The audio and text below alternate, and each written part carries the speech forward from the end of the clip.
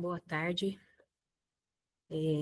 Estou aqui na Meet só com o meu login, um outro e-mail particular que eu tenho, então não tem ninguém aqui na sala virtual das turmas dos segundos matutinos, mas eu vou fazer a revisão mesmo assim, deixar gravado, e aí o pessoal da tarde vai também poder acessar essa aula para revisar os conteúdos para a recuperação da semana que vem. Então, eu vou fazer da seguinte forma essa revisão. Eu vou apresentar aqui na tela uma das provas que, né, foi aplicada na semana anterior das férias ali. Eu optei por pegar essa prova, que é a prova que foi aplicada para as turmas do segundo agro, matutino e vespertino, tá? E ela já está gabaritada, então eu vou fazendo aqui uma análise da prova, vou explicando o que está certo, o que está errado, e vou aprofundando algumas questões que vão ajudar vocês a responder, né, as questões da recuperação. Então, a recuperação ela vai ter 5 questões abertas, o tema é o mesmo, o processo de independência do Brasil. Então, vocês devem estudar desde a aula que trabalhei sobre Inconfidência Mineira e Conjuração Baiana até a última aula, que foi ministrada ali, onde nós avaliamos os fatos do período joanino e as principais ações ali do príncipe regente Dom Pedro I até o ano de 1822. Então, o material está no Class, vocês podem também pegar o material e fazer uma revisão ali. E hoje eu vou dar bastante dicas para vocês, então fique bem ligado aqui nessa aula, assista quantas vezes quiser. Não sei se vai ficar muito grande, muito extenso, porque a gente vai falando, vai fazendo a aula e não tem muita noção de quanto tempo dura, né? Eu vou falar de forma mais pausada, porque estou me recuperando de um resfriado e estou com bastante ofegante ainda.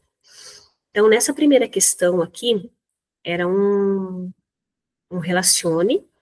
Vocês deveriam, então, saber as principais informações sobre a Inconfidência Mineira, a Conjuração Baiana e a Revolução Pernambucana. Essas 3 revoltas foram revoltas separatistas, então o que elas têm em comum? Todas elas desejaram a independência das regiões, tá? Em que ocorreram essas revoluções. Então, no caso da Inconfidência Mineira, essa revolta, que não chegou a acontecer, porque ela foi delatada por um dos inconfidentes, o movimento desejava a independência da região de Minas Gerais. A Conjuração Baiana é um movimento que foi um movimento muito mais heterogêneo, muito mais popular. Ele desejava a independência da região da Bahia. E a Revolução Pernambucana, assim como as outras duas, também desejava a independência da região de Pernambuco e províncias vizinhas. Cada uma delas aconteceu em momentos diferentes. A Inconfidência Mineira, por exemplo, ela aconteceu no ano de 1789. Por mais que ela não ocorreu de fato, a gente fala que ela aconteceu no sentido de ter ocorrido todo um plano de movimento que deveria acontecer no dia da declaração da derrama, que é a cobrança dos impostos atrasados, no ano de 1789. Então, a Inconfidência Mineira, ela ocorre no mesmo ano da Revolução Francesa, então tem aqui a informação embaixo, né? A Conjuração Baiana, ela vai acontecer em 1798. Então, as duas, tanto a Inconfidência Mineira quanto a Conjuração Baiana, elas estão localizadas em termos temporais, final do século XVIII. E as duas foram bastante estimuladas pelas ideias iluministas que estavam em expansão na Europa. E quando os membros da elite brasileira estudavam fora, eles voltavam com essas ideias na cabeça. e questionando, né, os altos tributos, o isolamento político, a falta de liberdade comercial e também a incapacidade deles mesmos governarem a região onde eles residiam. A Revolução Pernambucana, ela vai acontecer no período joanino, ela vai acontecer no ano de 1817, que é no mesmo ano que chega a nossa Imperatriz Leopoldina para oficializar o casamento com Dom Pedro I. Quais são as diferenças entre elas, né? Porque as semelhanças nós já colocamos, que elas queriam a independência dessas regiões onde o movimento eclodiu, elas foram influenciadas por movimentos externos, como, por exemplo, o movimento iluminista, as ideias liberais. No caso da Inconfidência Mineira, ela foi bastante influenciada pela independência dos Estados Unidos. Já a Conjuração Baiana recebeu bastante influência da Revolução Francesa. A única revolta que realmente os revolucionários tomaram o poder e ficaram, né, alguns dias no governo, criaram até um governo provisório, foi a Revolução Pernambucana. A Conjuração Baiana e a Inconfidência Mineira não chegaram a criar governos provisórios, tomaram o poder. As lideranças de todas essas revoltas foram mortas. No caso da Inconfidência Mineira, a gente tem a presença aí forte da imagem do Tiradentes, que vai ganhar força só no período republicano, a imagem dele, porque ele vai ser visto como um traidor da monarquia portuguesa, por isso ele vai, então, ser esquartejado, condenado à morte esquartejado.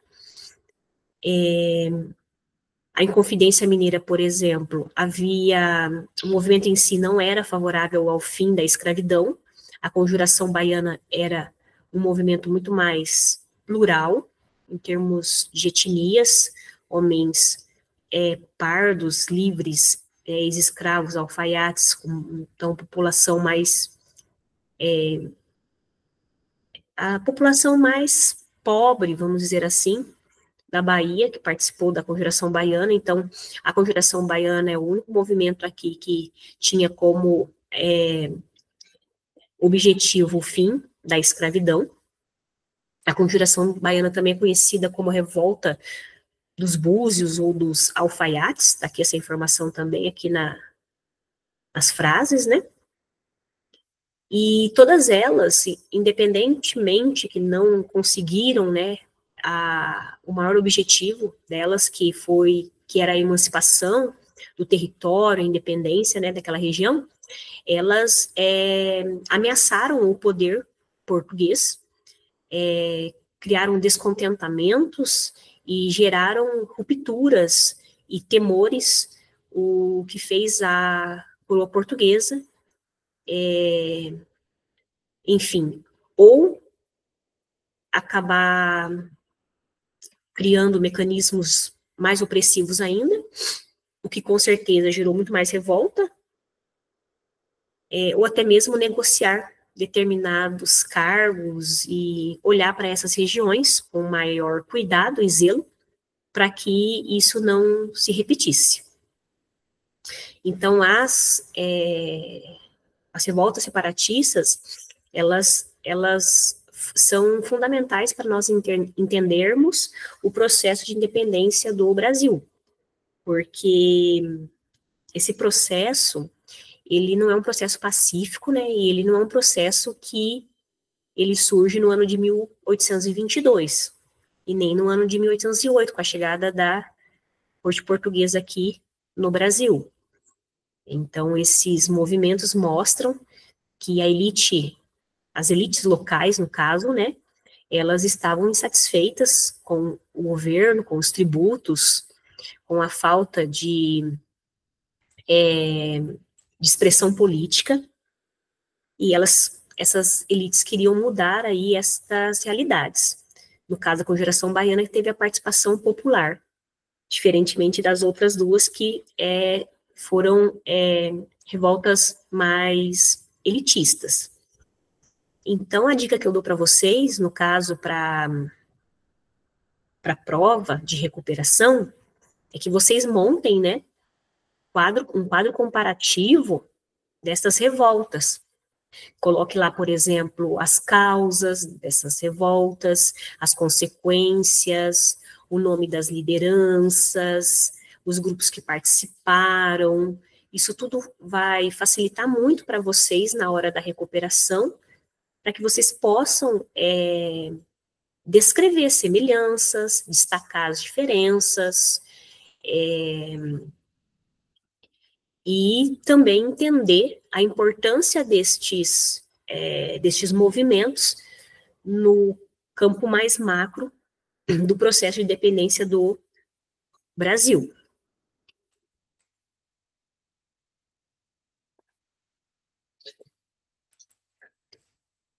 Então, o processo de independência do Brasil, como nós vimos em sala de aula, ele começa com a Inconfidência Mineira, com esse movimento, no ano de 1789. Por isso que eu chamo a independência do Brasil como um processo. Eu não, na historiografia. Porque, veja, não é o Grito do Ipiranga no ano de 1822, ou o Dia do Fico, que aconteceu também no ano de 1822, que marca a independência do Brasil. Ou seja, claro que a gente tem a postura do Dom Pedro, a participação dele ali nesse processo, que gerou realmente, né, a emancipação política no ano de 1822, mas nós temos que olhar para anos anteriores, e muito, muito anterior a 1822, ou seja, chega lá em 1789, entender que desde 1789, depois em anos posteriores, há uma insatisfação, né, de diferentes grupos sociais, em diferentes localidades do Brasil, em relação, né, ao pacto colonial, à monarquia portuguesa, ao fato do Brasil ainda permanecer uma colônia. Ainda mais que a independência dos Estados Unidos mostra que uma região na América poderia, né, se emancipar, poderia conseguir a sua independência de um país europeu, como no caso as 3 colônias conseguiram lá da Inglaterra. Então há um movimento forte, né, de ideias iluministas, de defesa de liberdade política, de liberdade econômica, que, né, acaba gerando esses movimentos, essas lutas destas camadas, seja ricas ou seja camadas populares, pelo fim da colonização brasileira. Aqui na 3, depois eu volto na 2, na 3, por exemplo, perguntava o que era incorreto falar sobre a Conjuração Mineira e Baiana. E a letra A, ela é muito fácil, porque, assim, aqui na letra A está dizendo que ambas as revoltas, a Inconfidência Mineira e a Conjuração Baiana, lutavam pelo fim da escravidão. E não, o fim da escravidão era um objetivo da Conjuração Baiana, e não da Inconfidência Mineira. Alguns inconfidentes que participaram da Conjuração Mineira eram favoráveis, sim, ao fim da escravidão. Mas o movimento, como ele foi liderado pela elite, elite essa ligada à exploração, né, de ouro na região, homens letrados, militares, clérigos, eles queriam mais a liberdade política, a emancipação política da região, criar, por exemplo, em Minas Gerais, uma república, introduzir manufaturas, universidades, mas a escravidão deveria ser mantida porque era a escravidão, era o escravo em si, que trabalhava nas jazidas auríferas. Então, eles estavam, em Minas Gerais, eles estavam muito mais preocupados em se tornar independente para não pagar os tributos, os impostos, e não acabar com a escravidão. A escravidão, o fim da escravidão foi uma luta da Conjuração Baiana, porque na Bahia nós temos uma população de escravizados e de ex-escravizados bem grande e uma insatisfação muito intensa. Em 1798, quando surgiu a Conjuração Baiana, a Revolução Francesa já tinha, né, mostrado a capacidade de uma revolta de destituir sistemas políticos e até mesmo mudar organizações econômicas.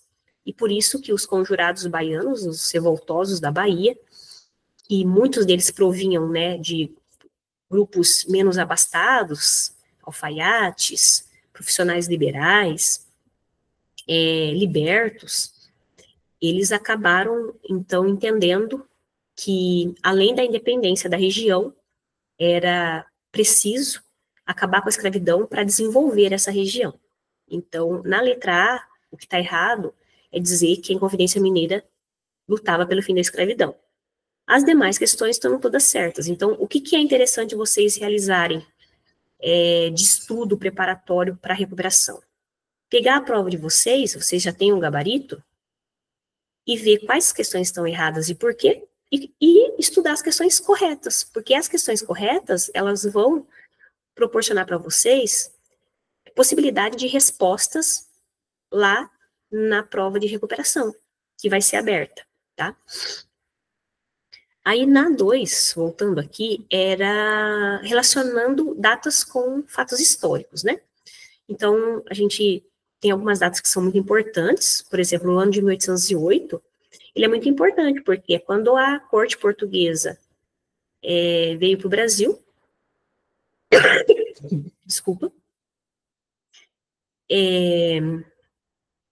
ela veio para o Brasil, fugindo lá das tropas de Napoleão, e quando a corte portuguesa chega no Brasil, primeiro eles chegam em Salvador, depois eles se deslocam para o Rio de Janeiro, a primeira coisa que o Dom João VI faz em terras brasileiras, que era uma colônia ainda, é acabar com o pacto colonial, que foi a abertura dos portos no ano de 1808.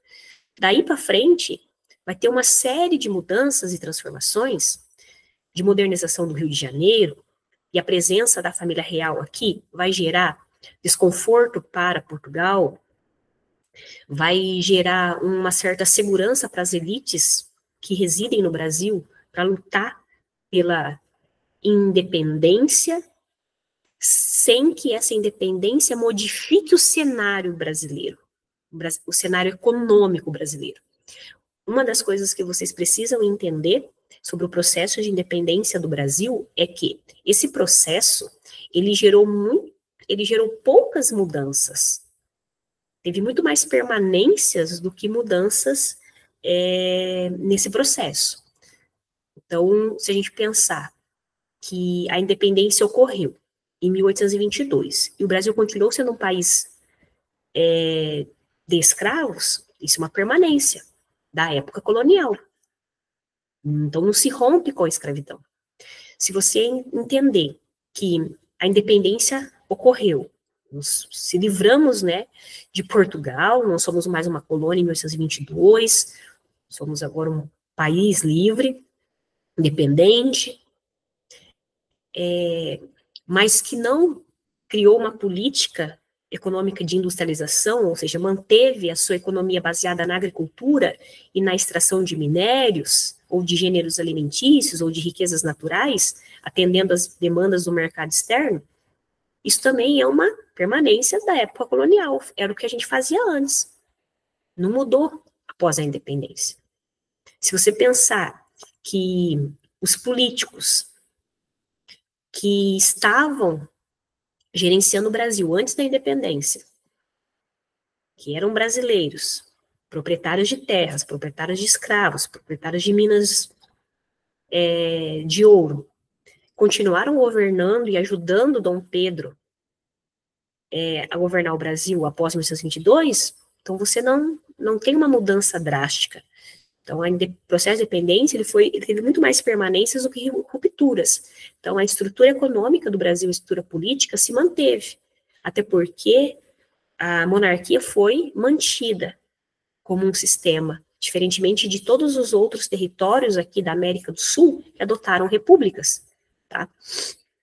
Então, esses fatos aqui são importantes, e uma outra dica que eu dou para vocês, para recuperação, é que vocês montem uma linha do tempo de 1789, quando começa a Inconfidência Mineira, marcando nessa linha do tempo os principais fatos ocorridos e que foram contribuindo para o processo de independência do Brasil, né, a sua emancipação política ali, né, em 1822. Vocês vão destacando esses fatos numa linha do tempo e entendendo que é como se fosse uma escada, como eu tinha comentado com vocês, a gente vai subindo degrau por degrau.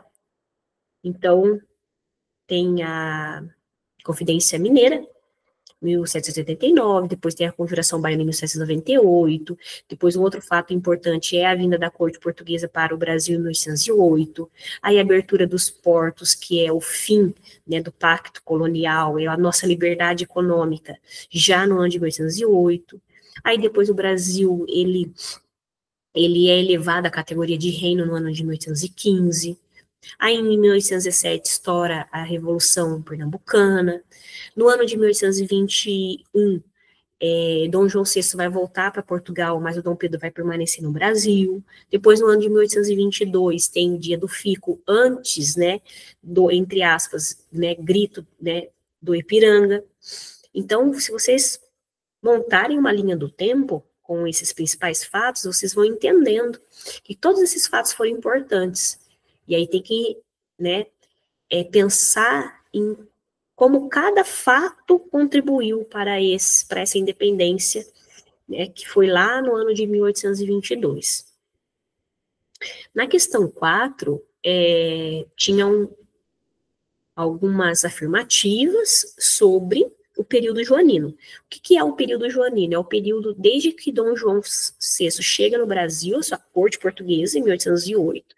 Vocês já sabem por que a corte portuguesa veio, né, fugindo das tropas de Napoleão, porque Portugal não aderiu ao bloqueio continental. Desde 1808, quando Dom João VI chega no Brasil, a corte portuguesa chega no Brasil, até a volta dele para Portugal em 1821, todo esse período é chamado período joanino. E tudo que acontece nesse período foi importante para a gente entender esse processo lento e gradual da nossa independência. Desculpa.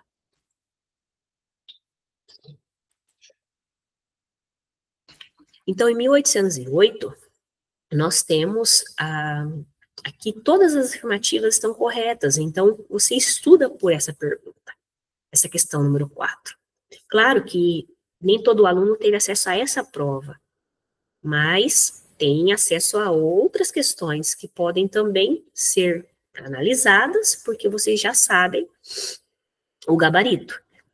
Então, em 1808, por exemplo, com a abertura dos portos, né, a colônia passou a ter liberdade para comprar produtos e vender produtos de nações amigas de Portugal. Até porque não tinha como comprar mais de Portugal, porque Portugal estava, né, tinha sido invadida pelas tropas napoleônicas. Então, a abertura dos portos não foi um ato do Dom João no sentido de agradar ou de presentear o Brasil, mas foi uma necessidade, porque se Portugal, porque assim, a colônia só vende e compra, né, para e da metrópole, mas essa metrópole, ela foi invadida por um país, que no caso era a França, então não tem mais como a colônia comprar nada de Portugal, até porque o rei de Portugal não mora mais em Portugal, agora ele está residindo na colônia brasileira. Então, o Dom João foi obrigado, o governo praticamente teve a necessidade de abrir os portos para sobreviver aqui na região da América, para comprar produtos de outras nações, e leia-se Inglaterra, que foi a nação mais beneficiada, principalmente com os tratados de 1810 de comércio, que foram estabelecidos. A Inglaterra era uma grande parceira econômica de Portugal, ajudou Portugal nesse deslocamento da corte de Portugal para o Brasil, e aí a Inglaterra cobra depois taxas, benefícios, tratados comerciais, para que ela possa também ganhar com o seu comércio para com esse território, que era uma colônia ainda, tá? Mas que aqui residia a corte portuguesa. Nesse período joanino, aconteceu, por exemplo, uma revolta na Cisplatina, que Dom João VI anexa a região que hoje é o atual Uruguai, se chamava Cisplatina. Em 1815, o Brasil é levado a Reino Unido, a Portugal, porque as tropas de Napoleão já tinham sido, né, retiradas de Portugal, e as cortes portuguesas, ou seja, uma parte da elite portuguesa, dos políticos portugueses que ficaram lá durante o período, né, que a França invadiu, eles então passaram a governar temporariamente Portugal e começaram a exigir a volta de Dom João VI para Portugal. Isso era o mais natural, que ele voltasse, já que as tropas napoleônicas já não estavam mais lá no território português. Mas demorou muito tempo para ele voltar. Mas ele ficar morando numa colônia não pegava bem, em termos de status, na Europa. Então, é onde, em 1815, o que acontece? O próprio Dom João vai levar o Brasil a Reino Unido de Portugal e Algarves. Ou seja, ele vai, então, decretar que o Brasil já não é uma colônia, né? O status de colônia, o Brasil perde em 1815 e passa a ser Reino Unido. Muda alguma coisa, professora, isso de fato? Muda no cenário diplomático, com certeza, o olhar de outras nações para com o território brasileiro, isso com certeza, porque o Brasil não é mais uma colônia, o Brasil já era livre para comercializar produtos desde 1808, isso é positivo para o território brasileiro. Mas, enquanto Dom João está morando aqui, ainda de fato, o Brasil era, né, assim, de fato, um território ainda submisso aos interesses portugueses. Não era um Estado-nação, não tinha uma constituição própria, não tinha um governante, né, brasileiro. Mas a elevação do Brasil a Reino Unido de Portugal, isso foi positivo nessa escalada rumo à independência, né, politicamente e economicamente. Quando a corte portuguesa chega aqui no Brasil, há uma série de necessidades modeladoras que deveriam ser feitas no Rio de Janeiro, para atender essa elite que chega. E as necessidades desse governo que está instalado ali no Rio de Janeiro. Rio de Janeiro já era a capital do Brasil. Então, foi necessário criar o Banco do Brasil, a imprensa que veio junto lá no navio.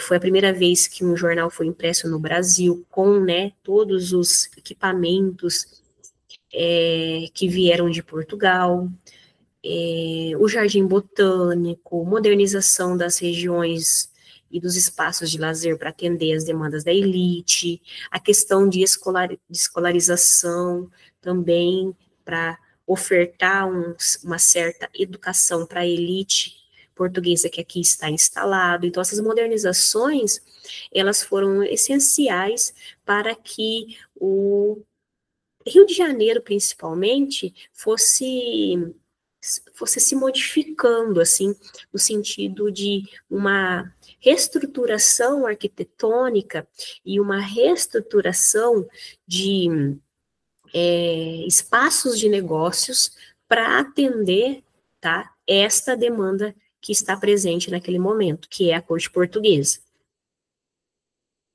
Uma coisa bem interessante também é o fato que, quando, antes de Dom João não residir no Brasil, era muito difícil, né, as elites de várias regiões ter contato com o rei de Portugal. Era só por meio de carta ou alguma representação se dirigia a Portugal. Depois ele voltava. Mas agora, o rei de Portugal está residindo no Rio de Janeiro.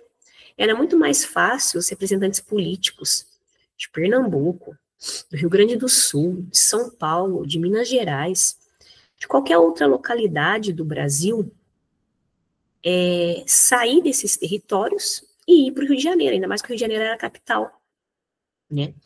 E conversar diretamente com o rei, exigir melhorias para os territórios, cobrar melhorias, né?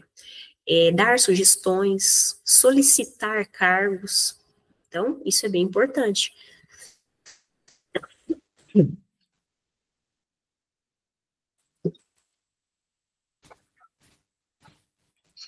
Aí, nós temos, nas 5, questões bem interessantes sobre o processo de dependência. De uma maneira geral, nós não podemos falar que a independência do Brasil teve uma participação ativa do povo, que foi praticamente impulsionada pelo povo, que fez surgir repúblicas aqui, não, foi o regime monárquico, a escravidão foi mantida, o Dom Pedro passou a ser governante desse novo país que surge. Falar que a população escravizada, por exemplo, participou desse processo também não é correto. Tá? Então, a única alternativa desta questão 5, que está certo, é a afirmativa 4, que diz que o processo manteve a escravidão, correto, e a continuidade de Dom Pedro como governante. Sim, ele governava o Brasil como príncipe regente antes de 1822 e depois ele continuou sendo governante como o primeiro imperador do Brasil. Aí, estas 6 é muito fácil, porque a abertura dos portos não tem o que, né? Aqui é muito tranquilo, né? O fim do pacto colonial é a liberdade comercial para com as nações amigas de Portugal. Aí tem uma questão aqui, que é a questão 7, que vai falar mais especificamente sobre o 7 de setembro. Então, nós sabemos que quando Dom João VI volta para Portugal, ele volta porque é exigido que ele voltasse, senão ele não voltaria. Quem exige o retorno de toda a família real portuguesa para Portugal são os revolucionários, os revoltosos que participaram da chamada Revolução do Porto, em 1820, estoura uma Revolução do Porto lá em Portugal, e essas cortes que estão provisoriamente governando Portugal desde quando Napoleão foi derrotado na Europa, eles exigem o retorno imediato, Dom João VI, de toda a família, porque, caso contrário, essas cortes passariam a governar o território e, sem rei, não existe monarquia, ou eles escolheriam um novo representante político, ou eles adotariam a república. E essas cortes, essa elite portuguesa, ela quer tirar a liberdade e os ganhos, né, ocorridos durante o período joanino no território brasileiro. Então, a gente sabe que durante o período joanino, muitos representantes políticos locais de diferentes províncias tinham liberdade para colocar as pessoas que queriam nos cargos políticos, tiveram liberdade para negociar com outras nações, venda de produtos e compra de materiais. E as cortes portuguesas não viam isso com bons olhos, não queria perder, né, esta colônia tão rica aqui na América. Então, quando Dom João VI resolve voltar para Portugal, com parte da sua família, porque, na verdade, Dom Pedro não foi, né, ele ficou junto com a Leopoldina, né, as cortes portuguesas começaram a exigir, depois de 1821, que o Dom Pedro também voltasse. Então, o ano de 1821 e o ano de 1822 foram anos muito conturbados, porque as cortes portuguesas exigem, né, por cartas, mandam representantes políticos aqui, militares, para negociar esse retorno ao Dom Pedro I. E o Dom Pedro I, ele também fica aqui numa situação complicada, porque ele também é cobrado pela elite brasileira, você tem que ficar aqui, porque se você for, vai estourar uma independência, e essa independência pode fragmentar o território, essa independência pode ser movimentada por escravizados, e aí em alguns territórios pode ocorrer o fim da escravidão, como, por exemplo, uma revolta escravista, como no Haiti.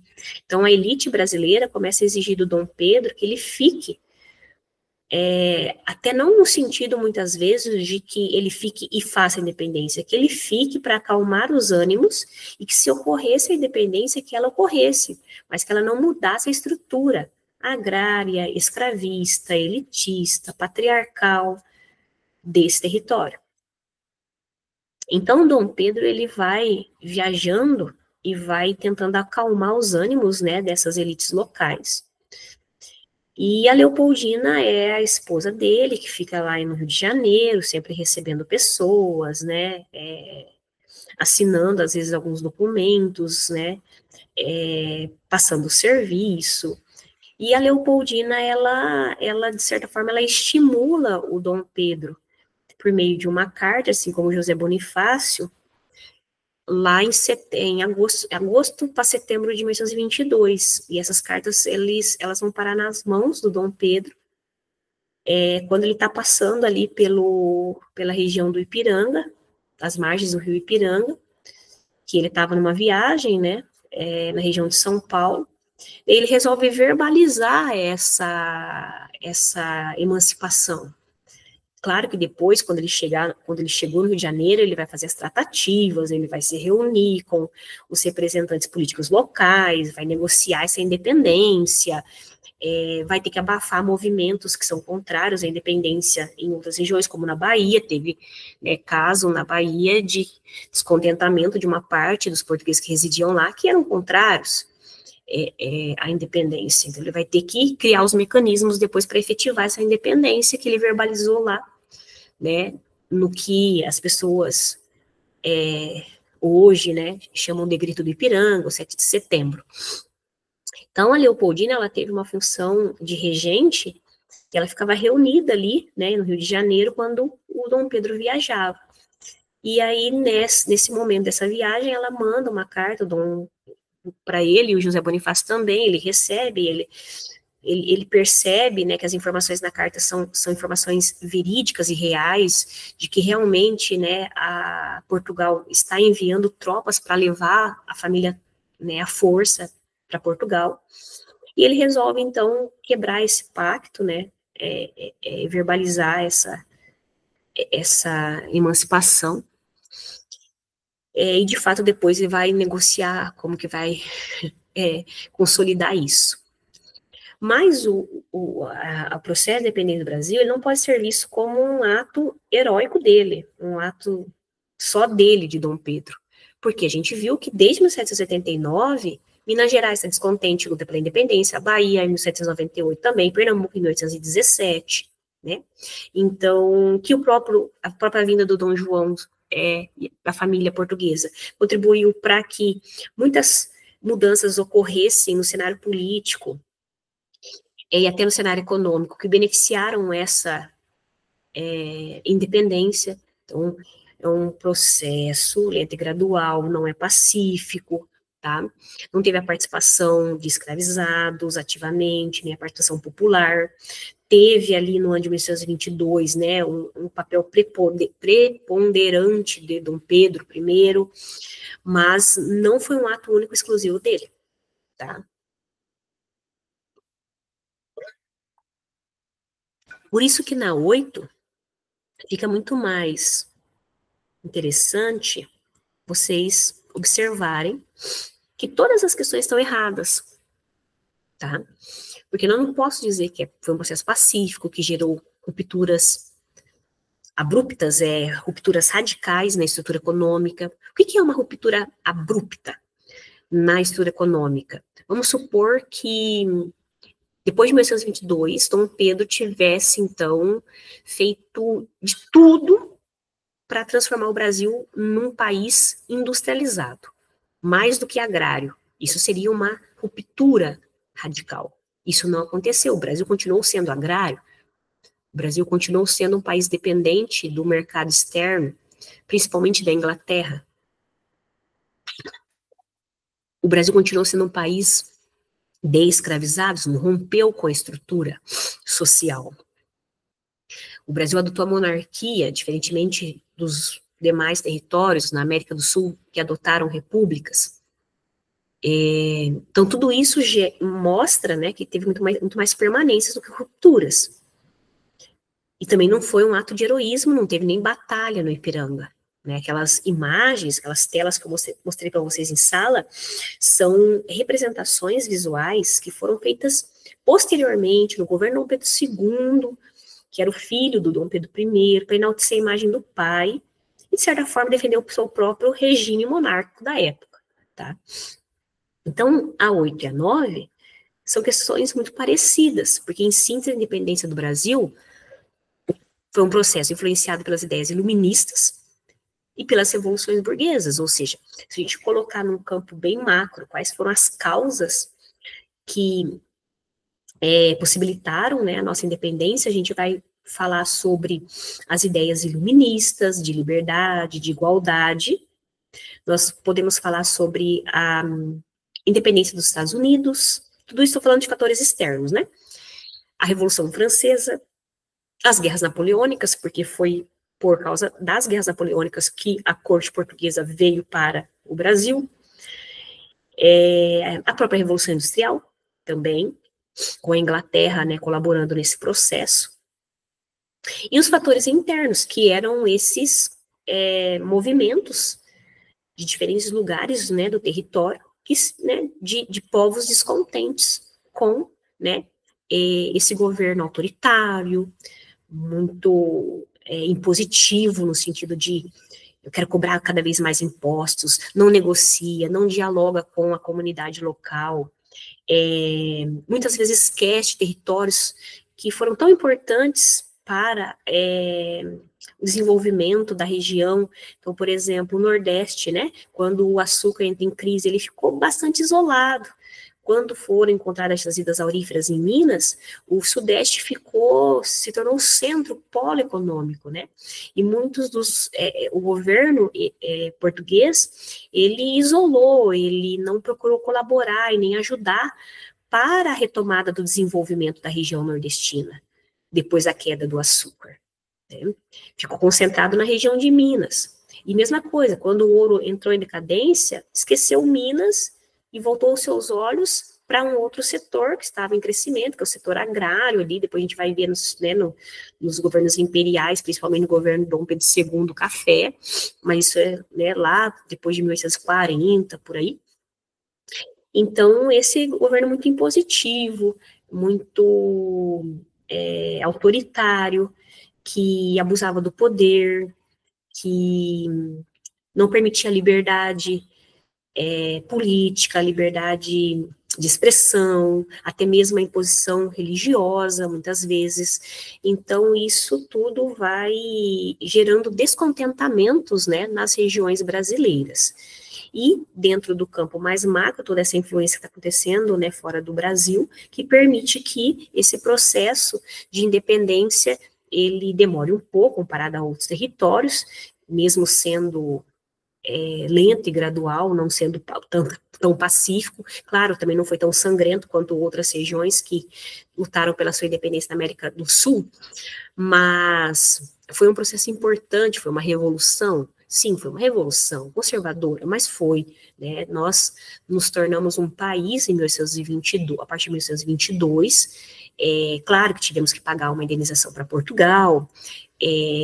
Foi um período muito complicado no início aí do governo Dom Pedro I por causa da crise econômica, mas tivemos a nossa primeira Constituição, que não foi uma Constituição tão liberal assim, que a gente vai estudar sobre isso.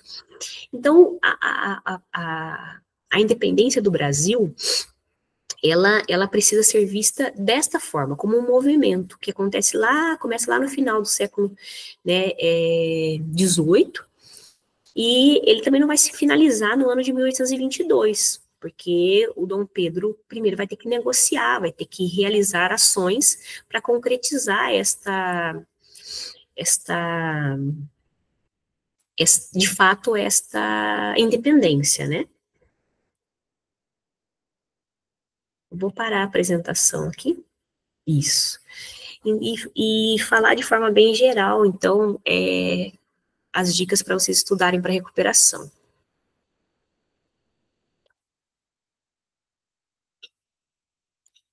Montem um quadro comparativo em relação à Conferência Mineira, Conjuração Baiana, e a Revolução Pernambucana, destacando as principais semelhanças e diferenças destas revoltas separatistas.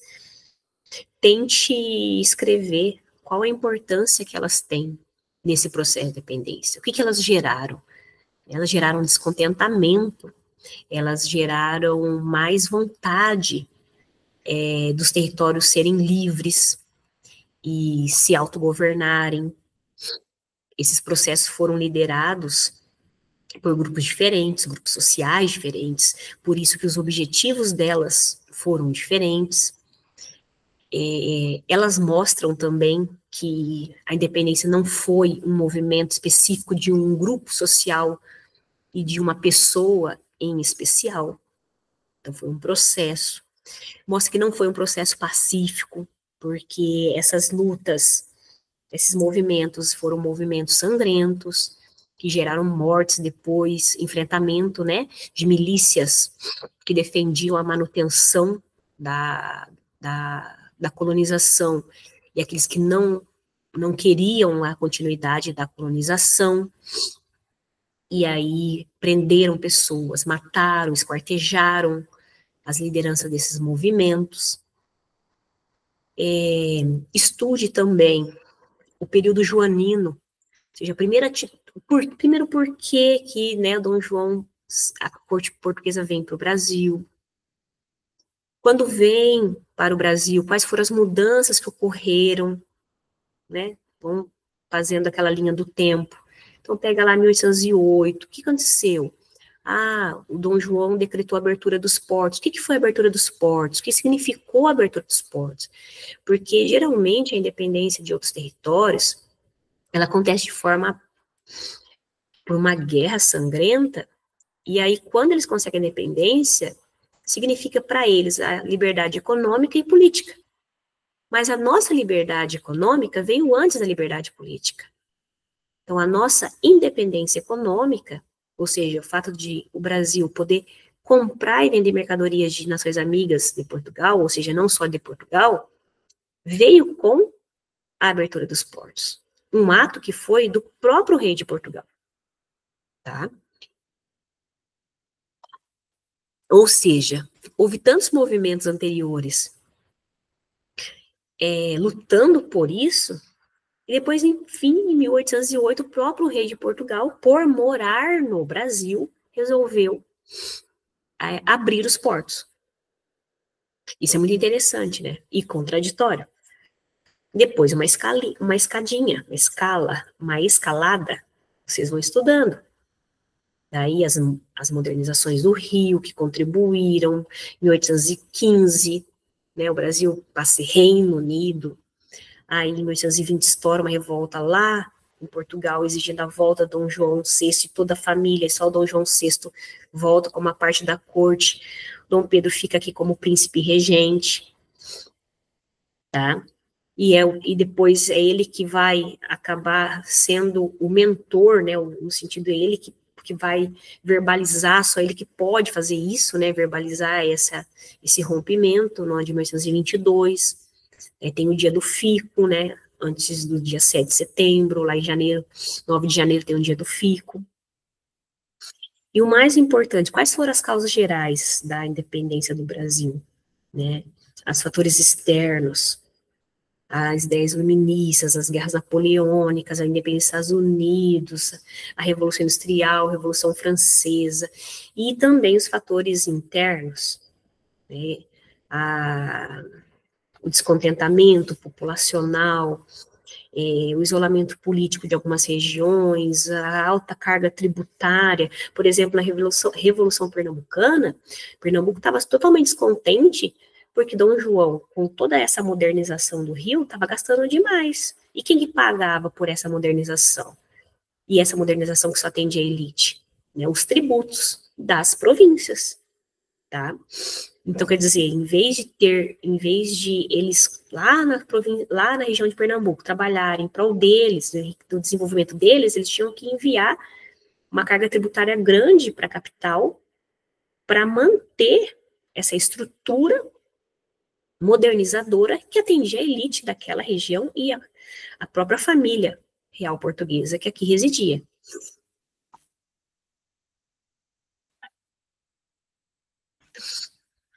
E quais foram as permanências e as rupturas desse processo de dependência? O que se rompe de fato? O que muda no Brasil com a independência?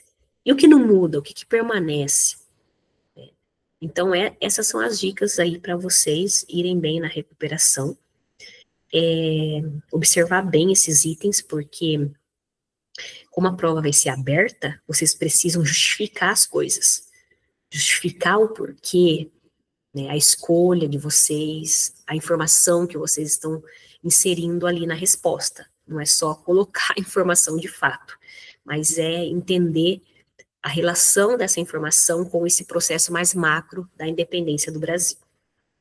Desejo para vocês um bom estudo, uma boa revisão.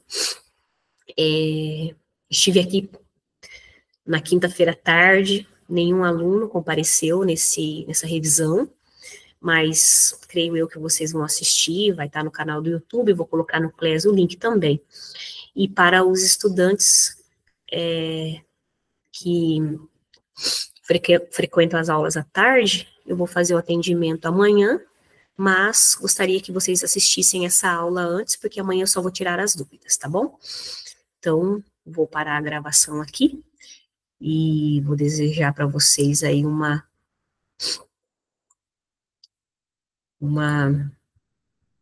boa prova de recuperação. Fiquem tranquilos, vai dar tudo certo.